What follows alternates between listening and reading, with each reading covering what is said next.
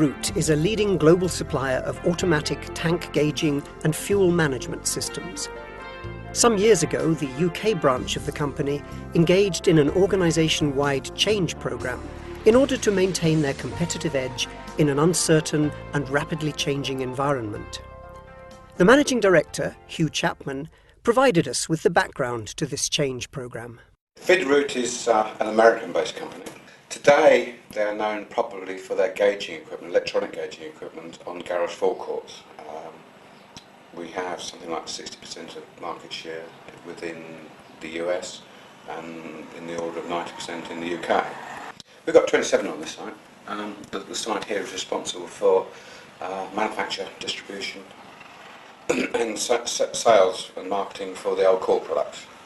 So we're talking properly from here a turnover of about 8 million. We sat down with our colleagues from the States and reviewed this particular operation, and we came up with some sort of plan of how we want to develop the business. There are various tools and techniques available for moving companies forward. It would seem natural that we went and had visited the States and talked to our American colleagues to see how they did it. At first, the management of Veeder-Root implemented broad-based organisational changes to kick-start the change programme.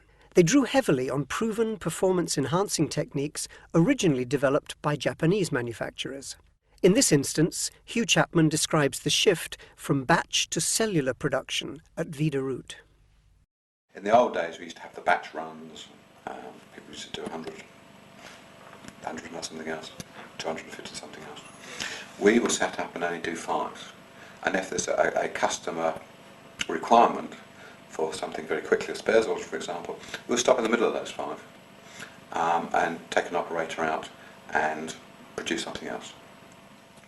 In the early days, the people in the factory area had something in the order of 4 different tasks. Today we're up to around about 32 different tasks. So we have a very, very fluid workforce, highly trained. Within this area I would think we have 6 or 7 people that are trained to come in here. So if anybody is sick or any holidays or we have a rush order, we have open stations here as you can see. Normally there are 2 people working in this area. If necessary we could run 6 people in the area quite easily. This is another example of one of our cells. And I think John and I are sufficient age to know that we used to go in and do one job and one job only. Yeah. But this is a classic alteration in our working patterns. In the old days, John or I, when I was on the shop floor, weren't allowed to test anything. We do our own testing here now, and John will do the packing. So there's been a complete transformation in the sort of duties that we perform. Along with broad-level change, the management of Veeder-Root decided to engage in an organisation-wide process of focused and sustained incremental innovation, known as Kaizen or continuous improvement. In Veeder-Root, the implementation of Kaizen has been driven by policy deployment, an approach where the strategic goals of the company are linked to the improvement activities of all the employees. When you first start out it's quite easy. So we had quite a few successes, major successes in the early days, which were easy to quantify. And then I think like everybody else you come across this problem of 18 months, 2 years in, of where do we go from there. And then we started to adopt a philosophy we use in this company, which is well known and well documented, called policy deployment. Now policy deployment has taken us forward. As we use policy deployment, the board will sit down and draw up some general criteria for where they want the company to go. And this is in very simple terms. It can be, we want to be world class. Having established these, individual directors and managers take those wishes of the board into their areas. And then they will split that out into probably 6 or 7 items that they could actually contribute within their operational area towards the general goal. They are then taken back and each of those targets within that area are quantified. Those are then put onto what we call a bowling chart, and we monitor the progress every month. The beauty about policy deployment is that though it drives the company in the direction that the board wishes to go in, but from the individual point of view, the individual director and the individual operations area, there is a lot of freedom. And they're doing all sorts of things, but it's all funneling up towards this central goal. This is where we actually document on a monthly basis our progress.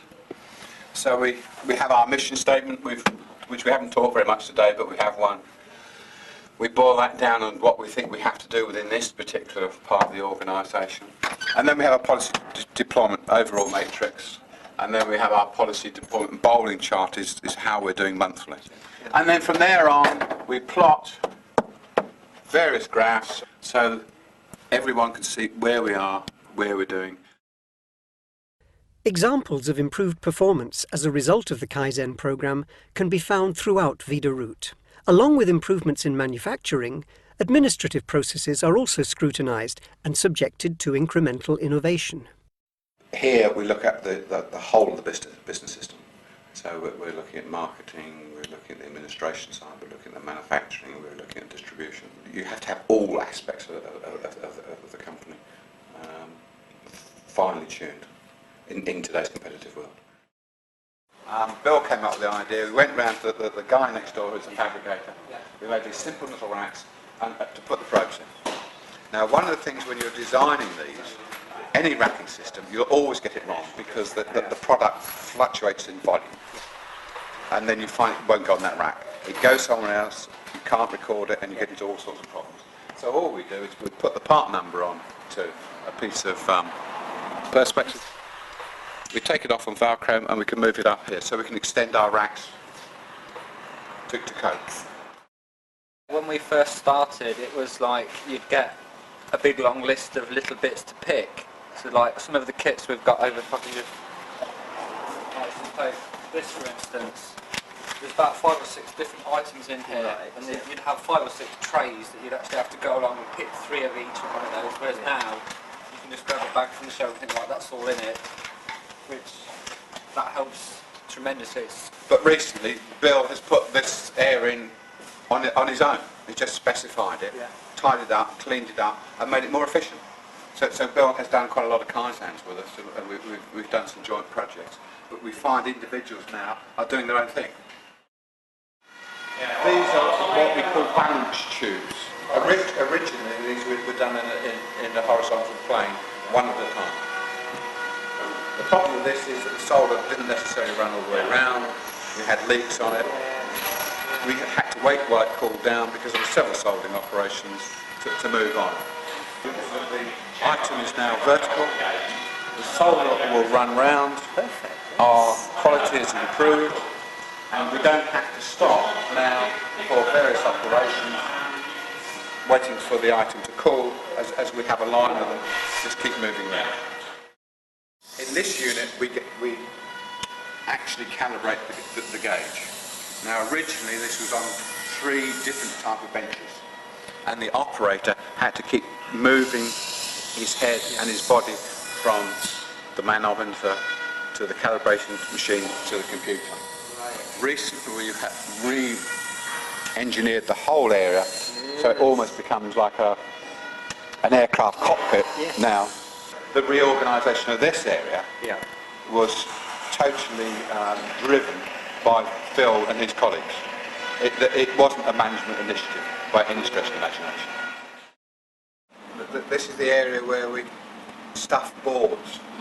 In essence, the whole area was built by the operators, and it didn't have any facilitators or management expertise behind it. The group, I think it was 5 or 6, went off to an electronics show at the NEC and came back with various ideas on how they could improve production. Originally, we used to get parts out of the stores in bags, stuff them into the boards. We then used to go for tests and then back to forwards and sub-assemblies, etc. To and fro. So now we have all the stock online in the carousels. We are placing the components in the boards, as you can see, and then soldering them up and then passing them through for test. This we use to wrap rods with the dipsticks. The dipsticks will go on here. To make it easy, we can band them quite simply through the holes.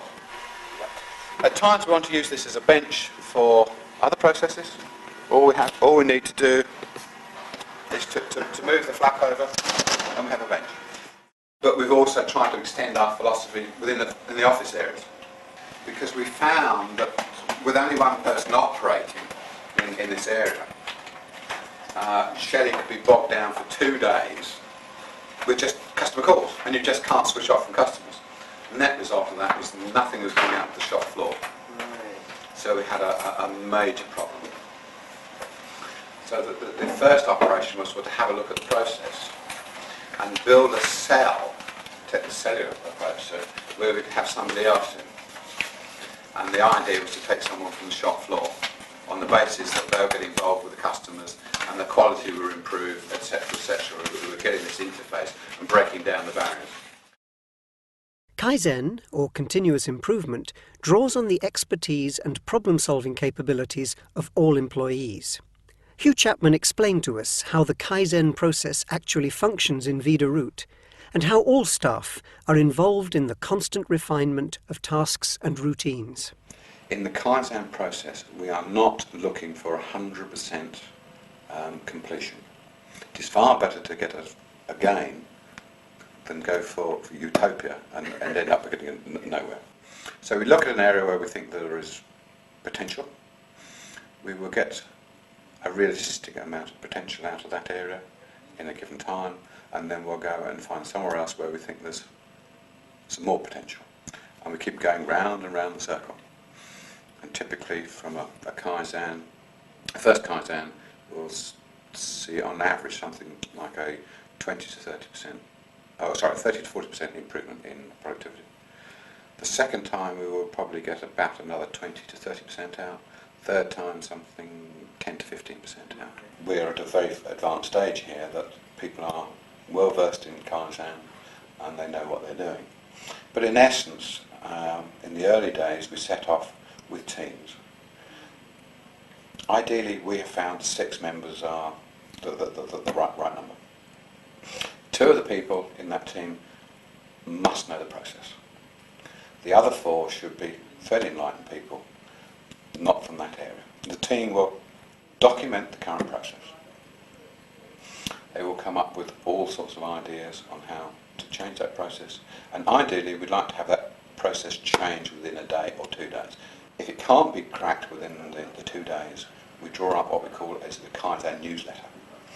And supposing a particular area wanted some software, that would go on the Kaizen newsletter as a requirement for it, and a timescale would be put against that, and who was responsible for it, and that would be monitored.